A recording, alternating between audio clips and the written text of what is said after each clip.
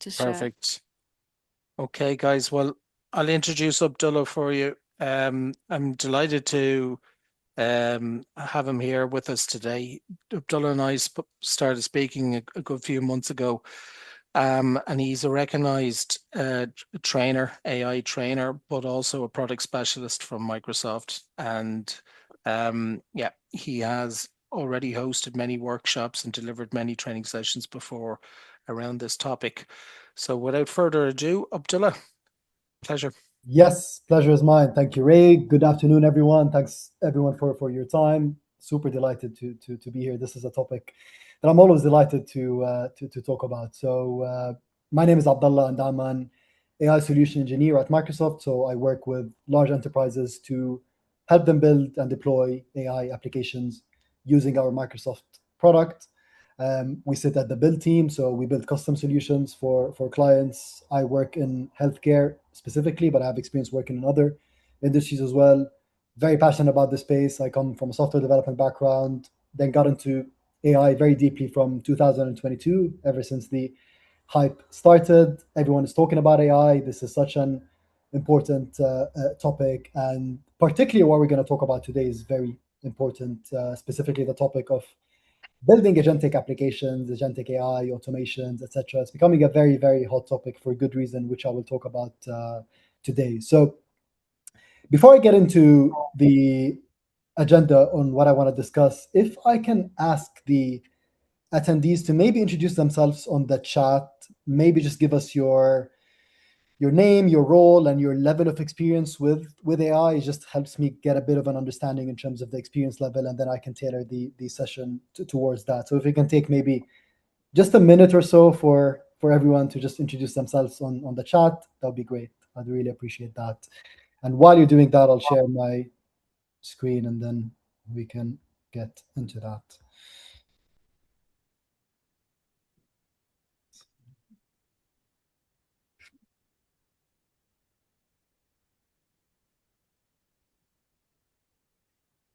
We'll give it about a minute or so. Just give everyone time. Thank you, Keith.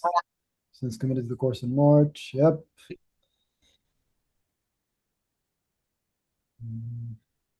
Thanks, guys. Maybe add just in your line of profession, or what field you're working in. That gives Abdullah an idea as well.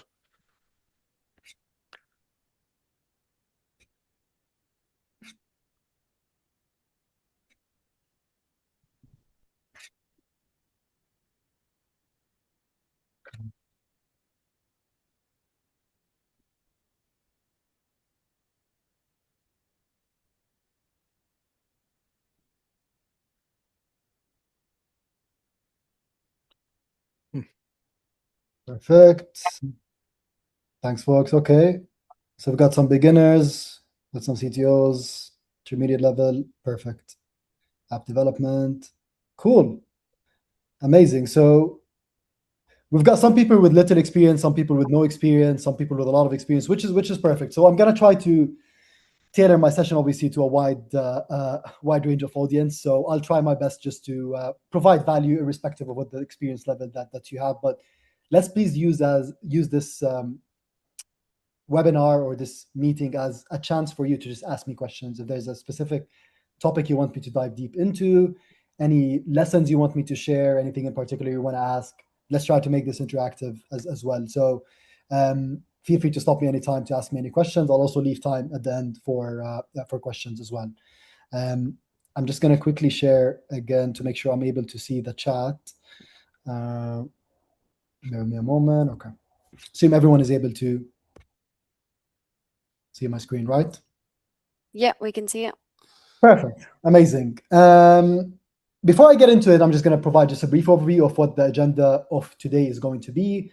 So as mentioned, this is about AI agents and building agentic applications. And obviously with the mix of different experience levels, I'm going to try to start from the basic fundamentals and build up from there. So I'll talk about how we got to where we are today, just provide you some of the historical context that led us to where we are today, all the way from 1956, from when AI first started to today. I'm going to talk about some practical lessons that I've learned working in the industry. How do we actually build AI automations? Because there's a lot of talk about that topic, but not much practical advice in terms of how do you go from use case to actual production. And then towards the end, I'm going to share some of my predictions and observations in terms of how I think things will go moving forward. And of course, I would love to use this as an opportunity to make this more interactive. As I said, please ask me questions, stop me anytime. More than happy to engage in any sort of discussion. So with that said, I always like to start my talks specifically with this quote. And this was a gentleman who coined the phrase in 1943, saying, I think there's a world market for maybe 5 computers. Now, can anyone on this call guess who Thomas Watson is? I'll give you all a few seconds to just guess who that is. So Thomas Watson was actually the founder and CEO of IBM. Now, the reason why I put this up there is not to blame Thomas for being wrong, because to be honest, no one knew back then that computers are going to dominate the world. And the reason I bring this up is because AI is going to do that exponentially faster. Okay? Because if you think about computers, it took decades for computers to transform businesses. AI is essentially doing that in months. Every week there's a new AI invention with exponential improvements, and we all know that this space is changing rapidly, and it's only going to become faster and better, cheaper, etc. So the question really is not whether we will be disrupted by AI, it's whether we will be prepared for that disruption or be disrupted by it, essentially. Okay. Now, to provide further framing, if we think about what computers did fundamentally, computers actually commoditize arithmetic, literally. It commoditized mathematics, okay? So it made arithmetic computation much more cheaper and accessible. Now, if we go back in time, I wouldn't blame you back then if you thought that the arithmetic applications only applied to mathematics and calculations. I wouldn't blame you back then, because no one knew back then that arithmetic can be used to create or build applications. We would have never predicted that we can use arithmetic to build social media, to build Google Maps, e-commerce, and many, many, many more applications that we all use and love today. AI, if you think about it, fundamentally, it is a prediction technology. Yes, we say it's intelligence, but fundamentally, it's actually prediction. So what it is doing is actually commoditizing prediction. People call it intelligence, but prediction, you can argue, is one form of intelligence. So you give it a series of financial transactions, it can do things like fraud detection. It can do things like predictive maintenance. Under the hood, fundamentally, it is a prediction technology. You might think that it's only used in quote-unquote predictive applications like fraud detection or predictive maintenance.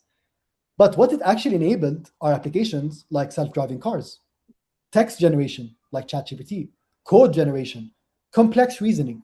All of these things are fundamentally enabled by prediction technologies. We could not predict that 2, 3 years, 5, 6 years ago.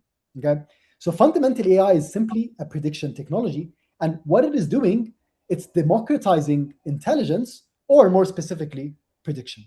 Just as how computers democratize arithmetic, AI is democratizing prediction, or we can call it intelligence. So I appreciate that it might seem like AI came out of the blue, and I know some of you who are more advanced in these topics would probably know a lot about these concepts already.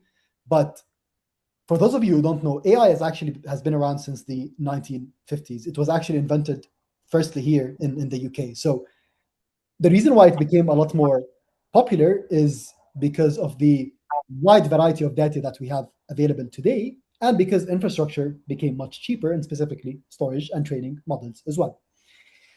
Now, we've used AI constantly for the past 15 years or so in a variety of different applications, whether that's predictive maintenance, whether that's fraud detection, whether that's computer vision, and many, many more. So the question is, why the sudden blow up? This has been around since the 1950s. We understand that with the explosion of data and as infrastructure became cheaper, we started to use AI in many different applications, like the ones that I discussed here. But why the sudden blow up now or 3 years ago? You might argue that it's because of tools like ChatGPT becoming viral. But if you actually think about it, even as a CTO or a business owner or a technologist, makes you appreciate the power of this technology. Before, in order to make use of AI, you had to train a team or you had to hire a team of machine learning engineers, which was very expensive. You had to train a specific model on your data in a very narrow use case. Now it's completely different. Now, anyone who's able to write instructions in natural language is able to customize models to their behaviors, either by asking models to act as a specific chef, an expert software developer, or even an expert in your business, provided you're able to provide that data as context to the prompt. So suddenly, you don't have to train a team of, don't have to hire a team of machine learning engineers. You don't have to train a custom model to order to customize it. What you can do is write instructions in natural language, make sure you provided the relevant context, and now you have access to a fully customizable brain. And it's the ubiquitous use of AI is what made this powerful. This is why every CEO is now thinking about AI as a strategy. Because if you're not thinking about AI as a strategy, I guarantee your competitors are. And as I said, because intelligence has been democratized, all it comes down to is the context that you provide to these models, which I will talk more about later on. So you've got a customizable brain, and it's customizable by natural language via a prompt. If anyone has any questions, by the way, just feel free to stop me anytime. I'm going to get deeper and deeper into this topic as time passes by. But yeah, just feel free to stop me anytime for any questions. I might not be able to see the chat, so yeah. Okay, so building up on that, I'm just going to provide some historical context on generative AI in specific. Now, I say historical context, it's been around since 2022 when ChatGPT first came out, at least in the mainstream market. So back in 2022, when ChatGPT was first released, AI was simply a chatbot. You ask it a question and you get back a response. That was basically it. Very powerful, but it was only a request and response. Then we created techniques like retrieval augmented generation, which is RAG. What this allowed us to do is it allowed us to provide our proprietary data as a business to allow the model to understand how our business operates, understand our data, understand any data that is not trained on, provided as context to make it as customizable to your business as possible. Because as we all know, AI is trained on public data. In order to allow AI to reason on top of proprietary data, which is data in our business, we had to use techniques like retrieval augmented generation.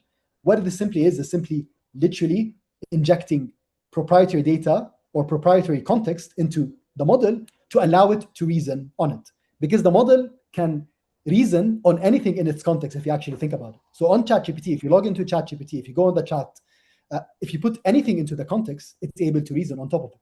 Even if it's not trained on it, it's still able to reason on it, provided that it is in the context. So this is retrieval augmented generation. But the big power is when AI agents first came out.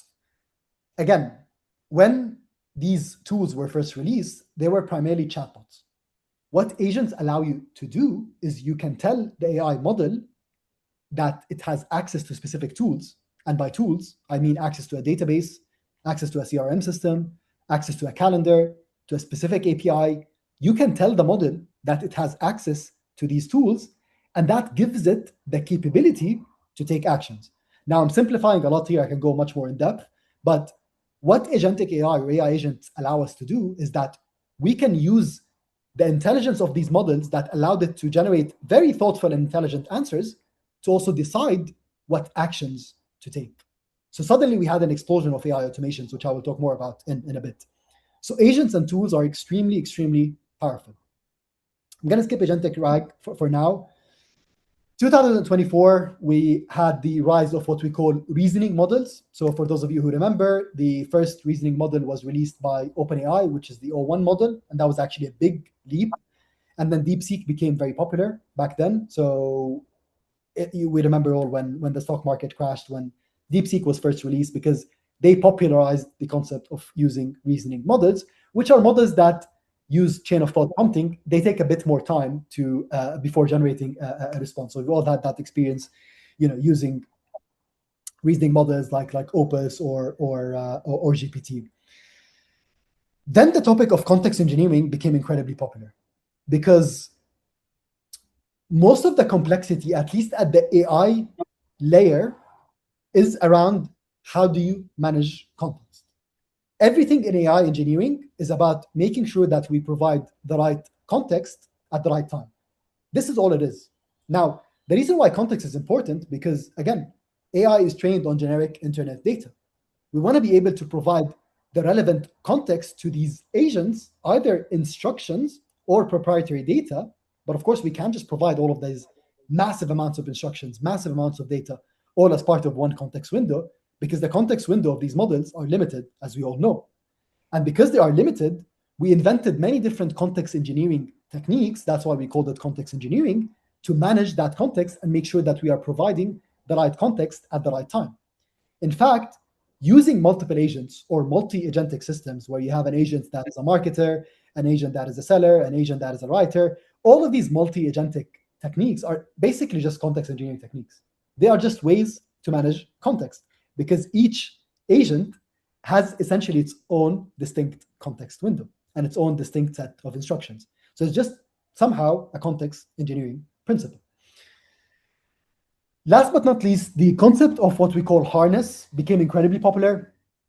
Please don't worry too much about these terms. They're going to become a lot more popular and ubiquitous as time passes by. But the concept of harness, or the word harness, became incredibly popular, I would say, starting this year. And the reason for that is because of the rise in popularity behind these AI coding models, AI coding tools, which are Claude Code, Codex, GitHub Copilot.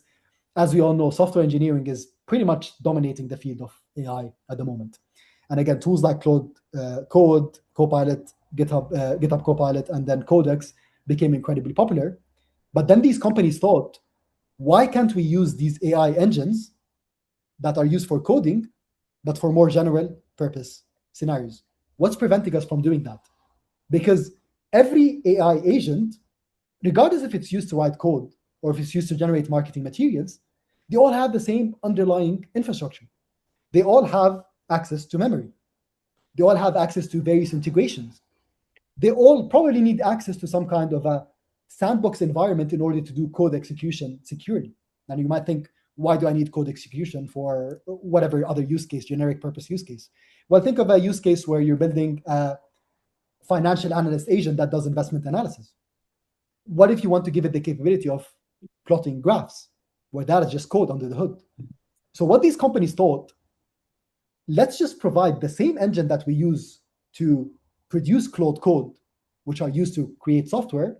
Let's open source that same engine out there to the world so that people can build their own long-running autonomous agents by themselves.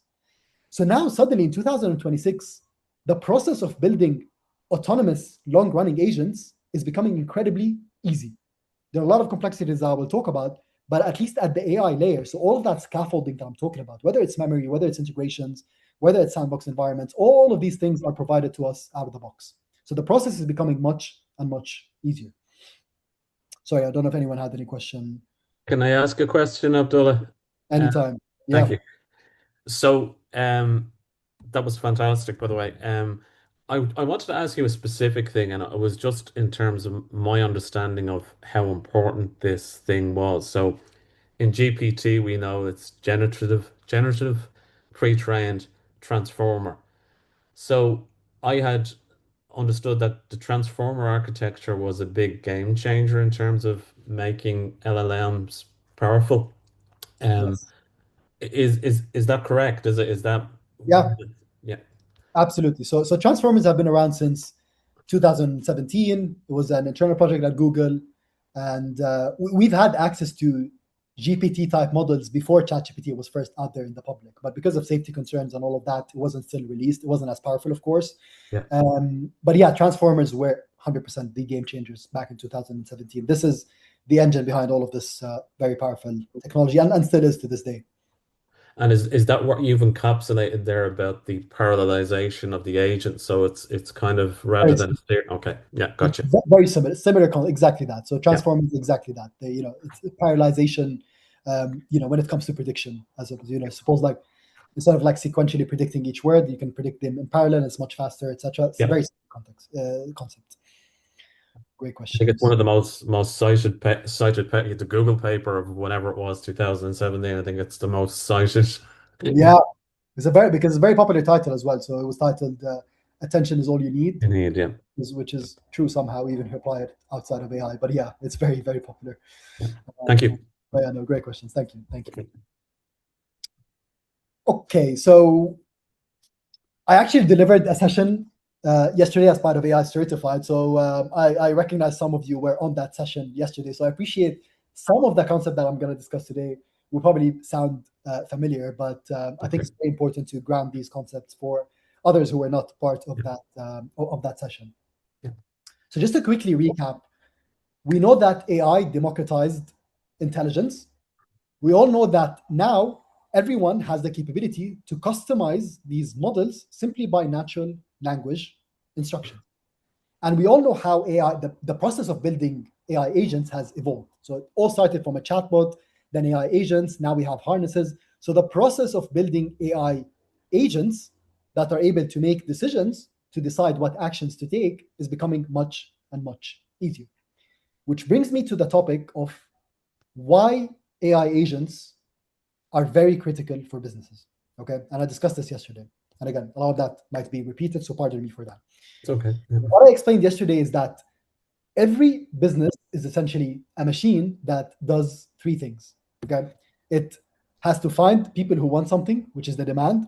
It has to deliver that thing, which is fulfillment, and it has to collect money for it, which is revenue. In order to do all of these things, every business has a series of core operations and supporting operations. So these core operations can be marketing, sales, fulfillment, billing, etc., etc. All of these operations, if you think about it, simply take an input to produce an output. So marketing turns effort into leads. Sales turns a lead into a sale. Hiring turns a job opening into an employee. Now, because these are gigantic operations, sometimes they are broken down into sub-operations. So as an example, lead qualification is an example of a sub-operation under sales. Okay, so if we take an example, all of these operations are essentially following very specific patterns. They take some kind of an input, some kind of a decision is made on that input. That decision has historically been made by humans. I'll get to that in a bit. Based on that decision, some action is taken, and then an output is produced.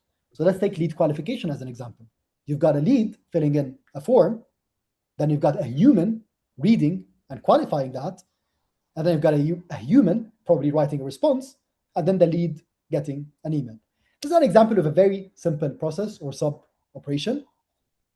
If you break it down even more fundamentally, automation, okay, whether it's business process automation, whatever you want to call it, it is simply just moving data from A to B and then doing transformations in between.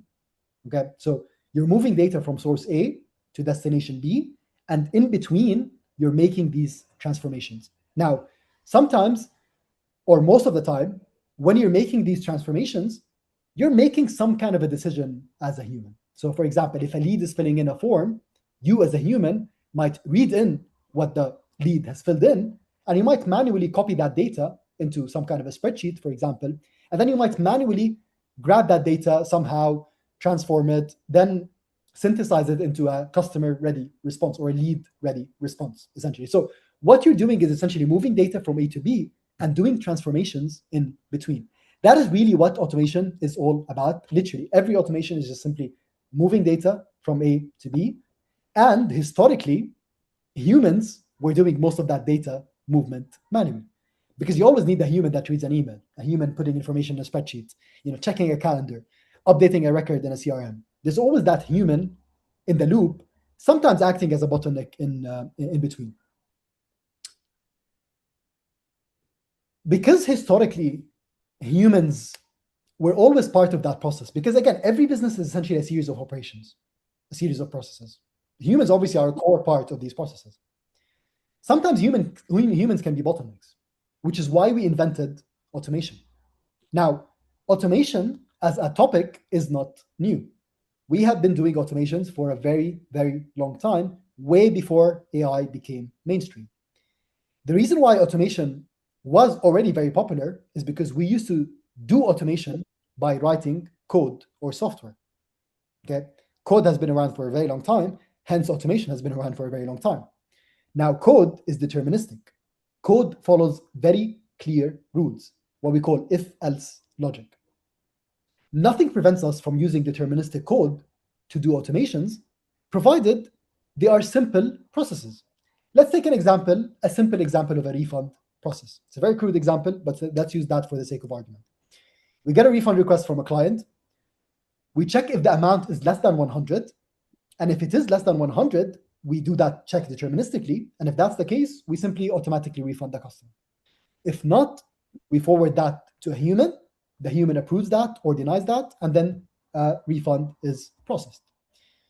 You might think this is a very simple example, and yes, 100% in that case, a deterministic logic would work.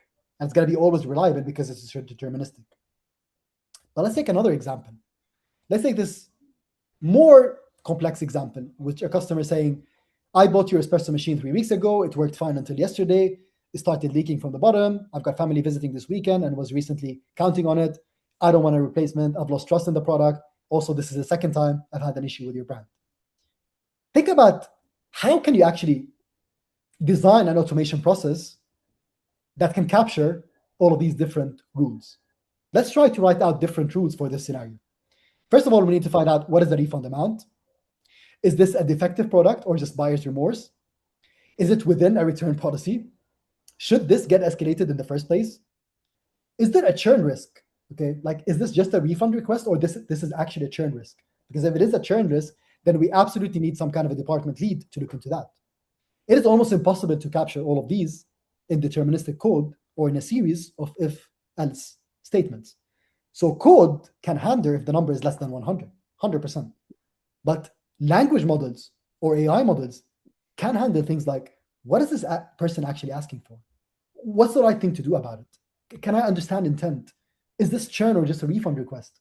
All of these things are almost impossible to capture by deterministic rules, but you can capture them using language models.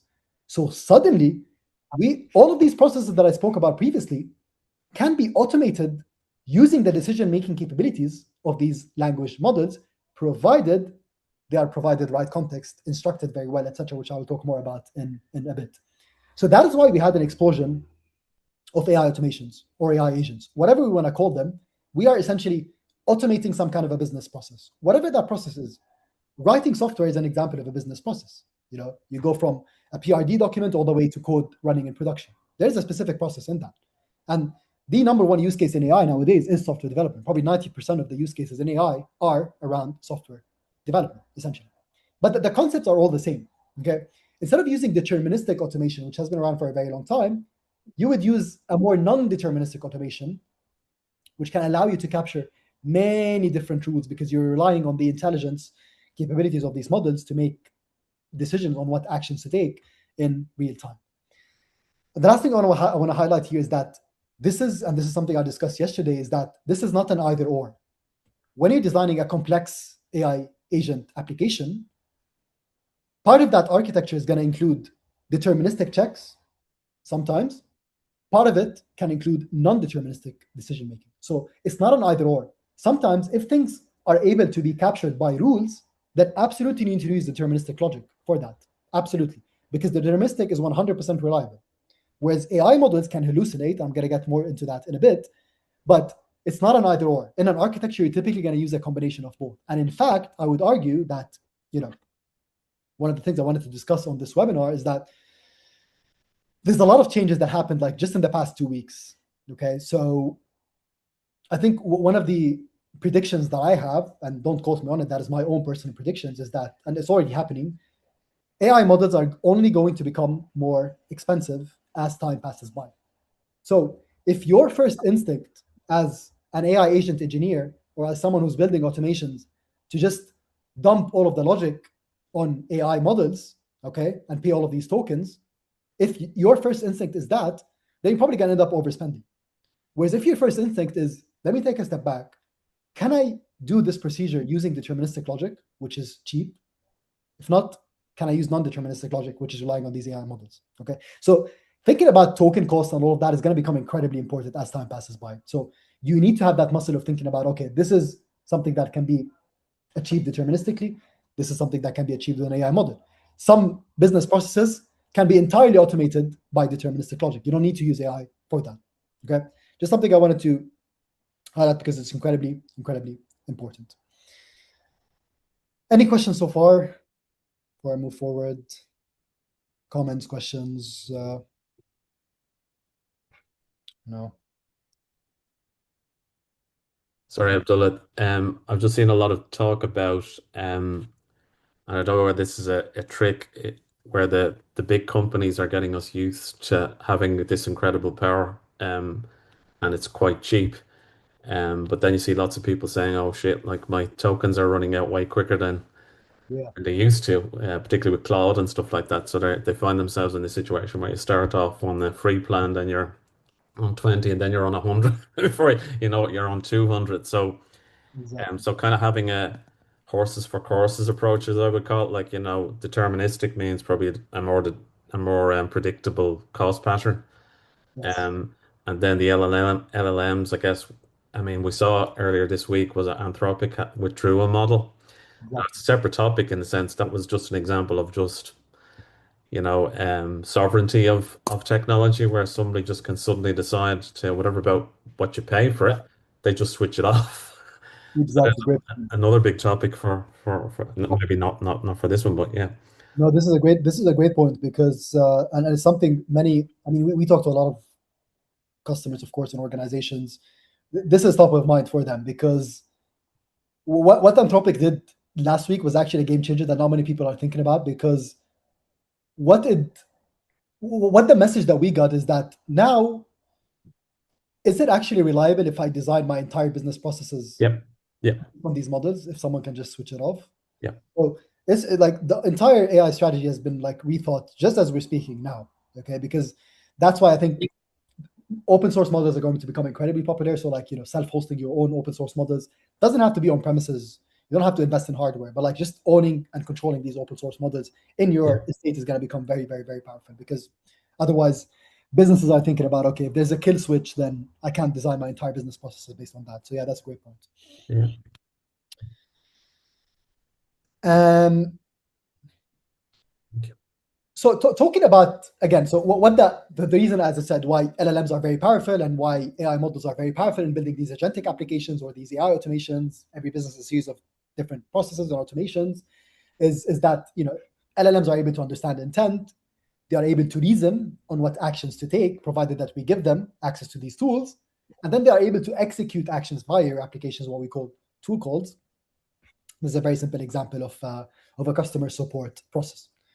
One thing I wanted to highlight in this diagram is that our work as AI agent engineers or AI automations, this is something that we at AI Certified like talk about a lot. Is that our work is barely just a language model itself, okay? Because remember I mentioned that the process of building AI applications, or sorry, the process of building AI agents specifically is becoming very easy because a lot of things are abstracted to us and a lot of things are becoming out of the box. But making AI work within the context of your business, within the context of your use cases, within the context of your technology estate, that part is hard. The language model part is easy. Making it work specifically in your environment, that's the hard part. And that's why there's been an explosion in roles like AI forward deployed engineers, because the complexity really is not around the AI model itself per se, because the AI is trained out of the box. And you can argue that it's becoming easier and easier to instruct it, but it's everything around the model. It's all of the integrations that you have with your systems. How do you integrate with existing CRM systems, email services? Some of them are legacy systems that have been around since the 90s that our business processes are relying on. How do you think about things like authentication? How do we think about things like data readiness, as an example? Okay, I'll talk more about that in a bit. How do you think about edge cases? Because yes, things might work very well in demo environments, but in production, things are going to get messy. You think you're going to predict the questions that your customers are going to ask about in production? No way.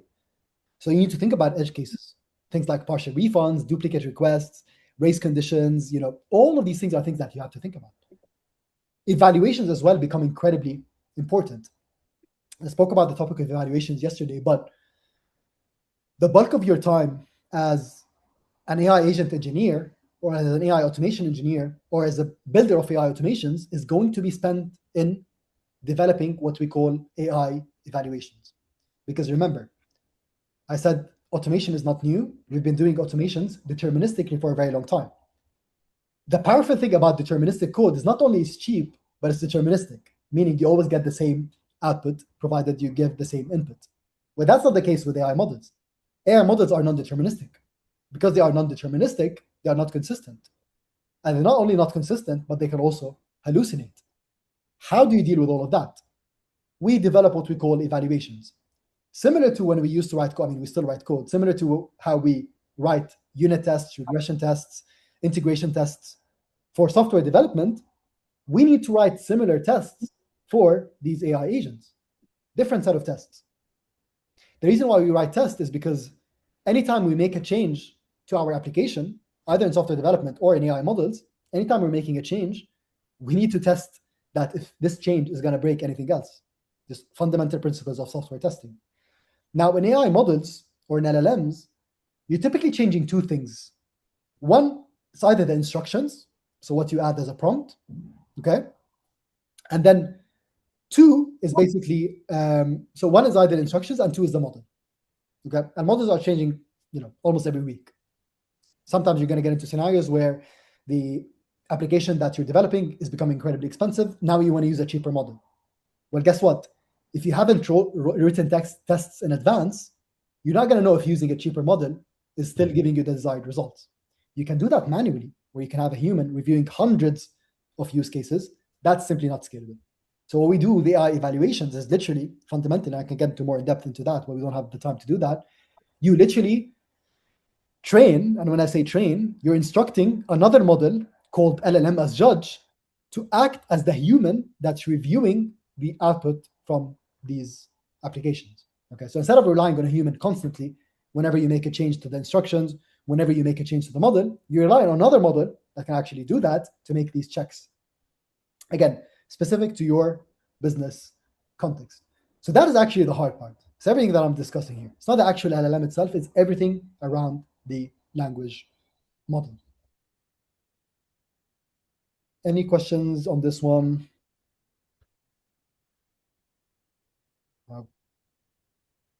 Okay.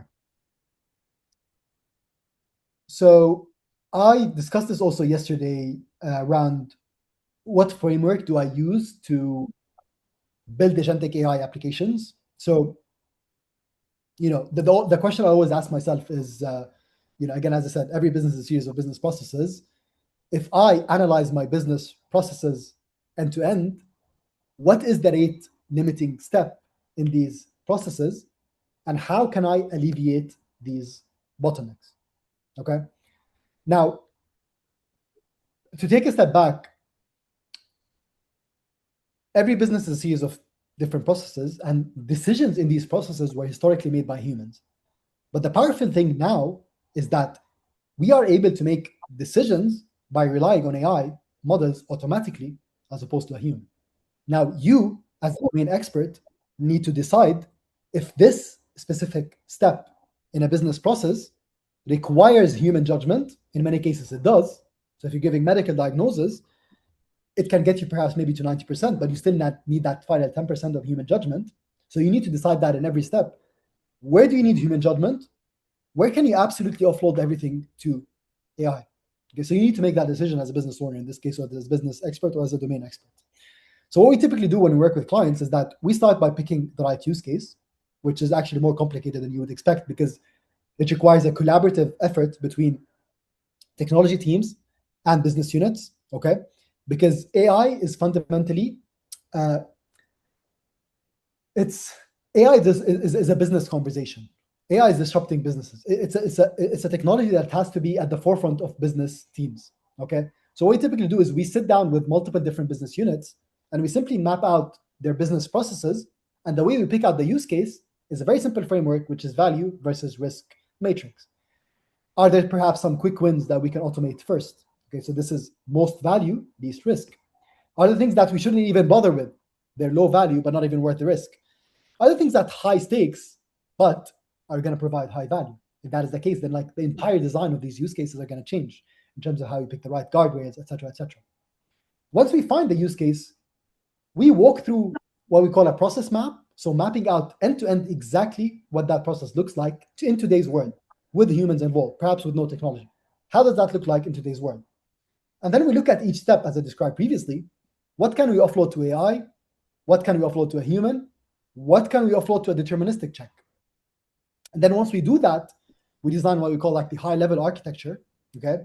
Because again, your agents need access to different systems. You need access to different databases, different APIs. You need to think about authentication. You need to think about monitoring. All of these things are incredibly important. And then you need to think about guardrails as an example. Okay, so what are hard bans? Okay, so if you're accepting calls as a hospital, for example, is an example I gave yesterday, you need to have some kind of a guardrail that prevents you from giving medical advice, as an example. Okay, edge cases is something I've discussed previously as well, and evaluations. So this is typically sort of like the framework that we go through whenever we're designing any type of agentic AI solution.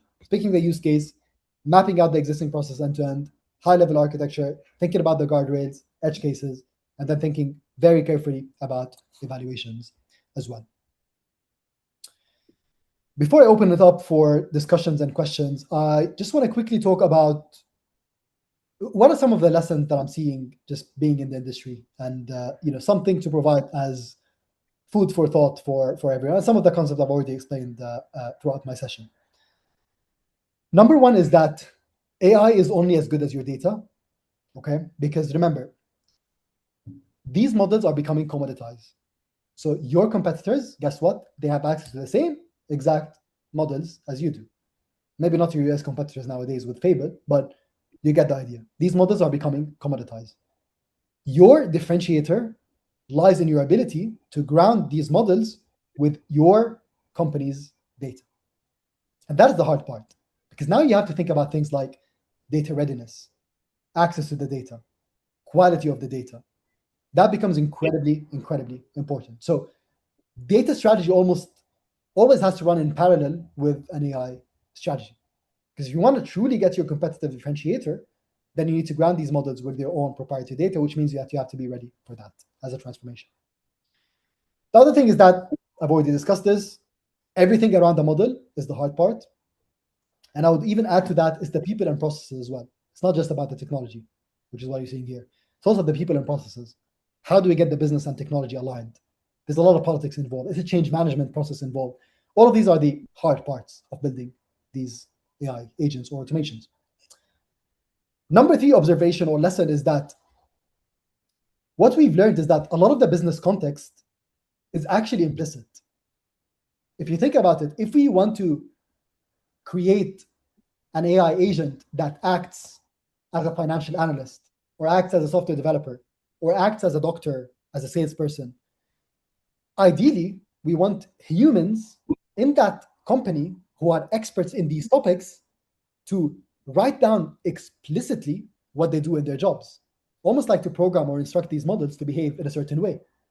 But unfortunately, a lot of the knowledge in humans is actually implicit, especially the more senior you are. So for instance, if you ask someone who recently got their driving license, if I recently got my driving license, I'm going to overthink every small decision. Okay? Whereas like if I'm driving for 10, 15, 20 years, a lot of the things are just embedded in my brain. I'm not even thinking about it. You can apply that similar to a financial analyst or a software developer. Like a software developer is probably going to find a hard time like actually documenting exactly how they write software, because a lot of that knowledge is actually implicit. So how do you grab all of that implicit knowledge to provide that as context? Because again, that is your competitive differentiator. And in fact, there is no easy solution to do that, to be honest with you. There's no easy solution to do that. So I don't know if many of you have heard about this scandal of, Meta basically have instructed employees that they're now going to monitor their keystrokes. Yep. And the reason why they're going to monitor their keystrokes is because, again, part of that is capturing all of that implicit knowledge that it's hard to actually get from human brains. Okay, something to very something important to keep in mind. And then last thing I've already discussed is that so AI use cases in software engineering is eating the world essentially. Okay, so most of the use cases we're seeing nowadays is around software development, and the reason for that is because the data in software development is very different than data elsewhere. The data in software development is you have code, and that code either works or it doesn't work. There's no magic. Whereas data for law, data for finance, data for sales, data for marketing, there's a lot more nuance. There's so much nuance that it's hard to actually determine if this thing, quote unquote, works or not. And this is why software is eating the world in AI. But everything else is going to catch up. It's already catching up. But yeah, probably a lot of the use cases that you're going to see nowadays is going to revolve around software engineering. And that's primarily the reason behind that. I'm just conscious of time. I'm going to stop here and then maybe open it up for discussion, questions, any comments. Feel free to ask any question. There's no silly question whatsoever. Yeah, I might have said this yesterday, Abdullah. So sorry for the repeat, but a lot of the things that you're talking about on the lessons kind of resonate with me as somebody who's worked in technology and the let's say the non-AI context, but more traditional space. So, even if you just use technology as an example, in my experience, software development is the easy bit. It's all the stuff that goes around it, the end-to-end business processes, the quality of the data, blah, blah, blah, blah, blah. I was just interested in your point about making implicit knowledge explicit and what you just said there about meta. And that's probably an example of how not to do change management. So suddenly somebody becomes aware that somebody, Big Brother, i.e., is monitoring what you're doing instead of bringing you on the journey. So just maybe a question for you about, because you alluded to a little bit earlier about, it seems to me IT and now more recently AI tends to shine a light on your problems, as you say, whether your data, whether it's available, whether it's accurate, whether it's clean, all of those sort of stuff. So I've been around long enough to have seen a number of waves of these, and you probably weren't even born when we talked about client server, but this became a reason when we start getting into client server, people said we have to boot out mainframes, and there was a big thing about technical debt. Maybe it wasn't even called technical debt back then. So I wanted to ask you the question, and now we eventually came around to the fact that we don't need to boot out our mainframes because they're good at what they do, and then maybe we have front ends that do different things at the distributor end. Is AI being used as a kind of a way of uh, upselling businesses to transform their old technology? Is it, to what extent is that being done legitimately, or is it being used as a kind of a way of just pushing people to invest in technology when maybe they don't need to do that, or maybe they do? It's a question. It's a great question. I would say both. Obviously, I can't speak for all organizations or for our competitors, but I'd say it's both. So both can be true. One is AI is absolutely a technology transformation project. So you need to think about your IT estate, you need to think about your data estate, things that we've all spoken about. Absolutely 100% important. Now, the more important question is, why are you even embarking on an AI transformation? That is the fundamental question, because the problem with AI is the technology is that's a very exciting technology, and it's very easy to get started with the technology. We can all demo that. Like, the process of building is becoming commoditized. Like, even they talk about that in the world of startups, is building the thing is easy, but building the right thing is what's complicated. So finding these use cases, making sure that they're actually providing business, like, that is the hard part. So I guess, again, I can't talk about my competitors, but we would never push a client to use AI just for the sake of AI. Like, the whole entire conversation is going to start with, okay, what are you trying to achieve as a business? And then we can talk about AI. How can that transform your business? So I guess both can be true, but it's a great point. Yeah, because many organizations are being pushed to do entire technology transformations Maybe some of them for good reasons, but oftentimes you need to take a step back and be very clear in terms of what value you're actually trying to derive from all of that, because it's a complicated process. Yeah. Thank you. Yeah, great point. No worries. Any other questions from the audience? Any comments? Anything you want me to expand on? Whatever you. Abdullah, Yeah. thanks for your presentation. Nowadays, I'm seeing basically many online adverts. They are saying that people who are non-technical, they can actually become AI consultant. Can you be ruthlessly honest Yeah. that the people who are not in IT, do you think they can actually become AI consultant, or they are just basically hiring for selling purpose them, but they are not explaining in the beginning? That is a great question. Yes, I'm quite pragmatic about all of these things. So, first of all, it depends what you mean by AI consultants, but I'm gonna assume you mean someone who's building end-to-end AI applications. Is that correct, or someone who's an advisor? Because two different things. Yeah, actually, these adverts are not clarifying that, and I'm being Okay. basically a non-technical person. Fine. I can make that distinction. That's totally fine. So, for someone who wants to build end-to-end AI applications, which is typically what the title of an AI consultant is, to be honest, especially nowadays, if you're building end-to-end AI applications, then yes, you absolutely need technical background. That is exactly for the reasons that I've outlined.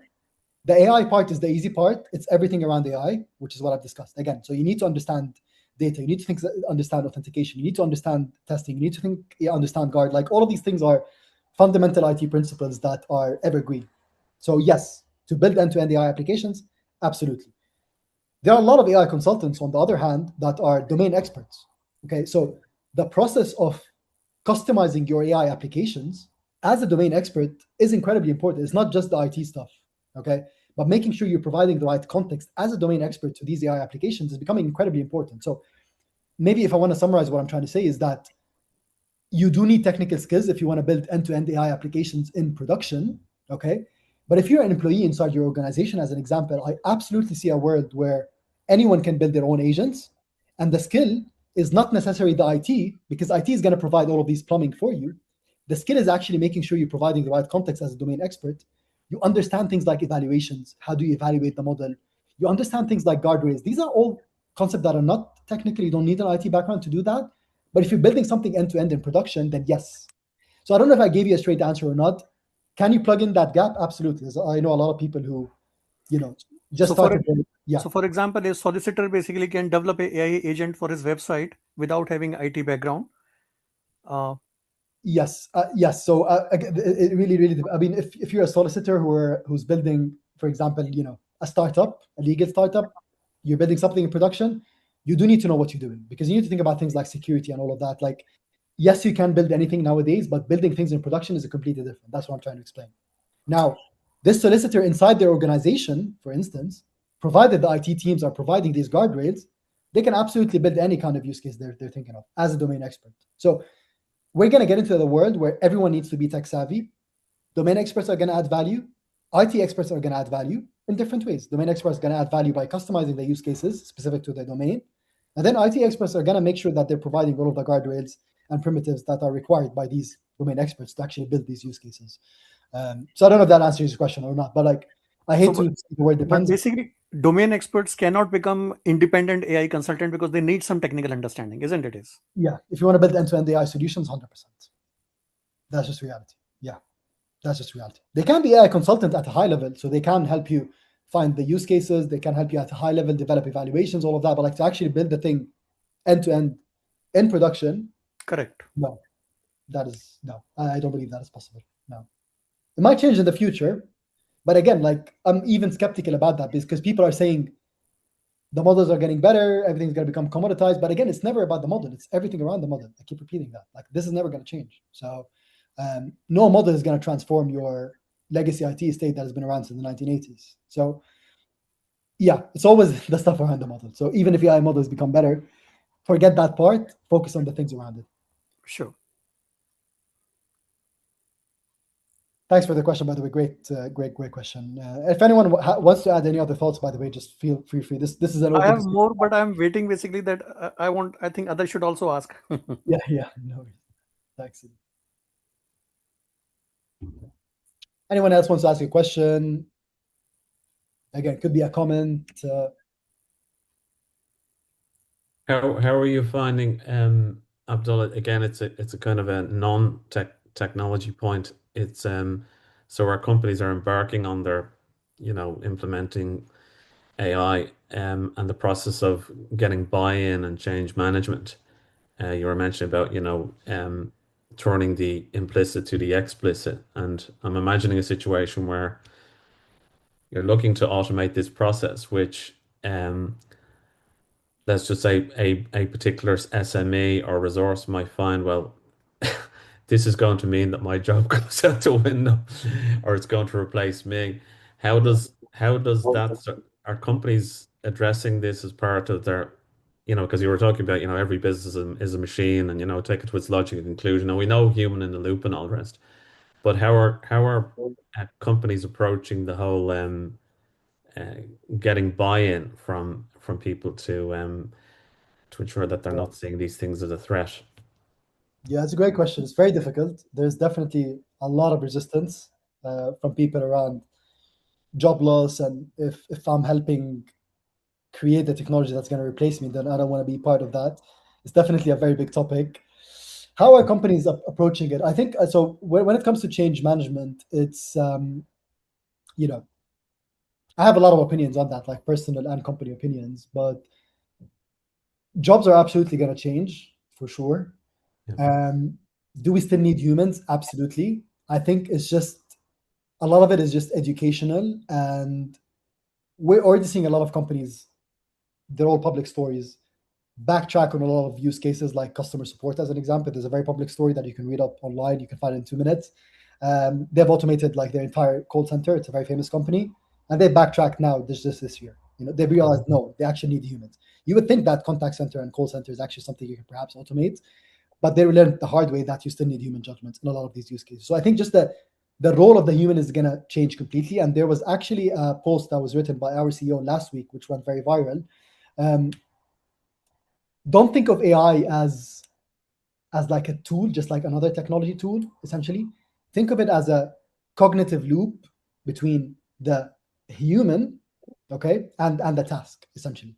So I think our jobs in the future are not going to be replaced, but they're primarily going to be around managing agents, to be honest with you. Like if I'm a financial analyst, my job is probably going to be revolve around managing agents. I still need that domain judgment to be able to make the right call. I still need to be able to, spin up the right agents, things like that, make the final call. So I guess my answer is like a lot of that is educational, to explain to people that your jobs are going to change, not necessarily mean that you're going to be replaced.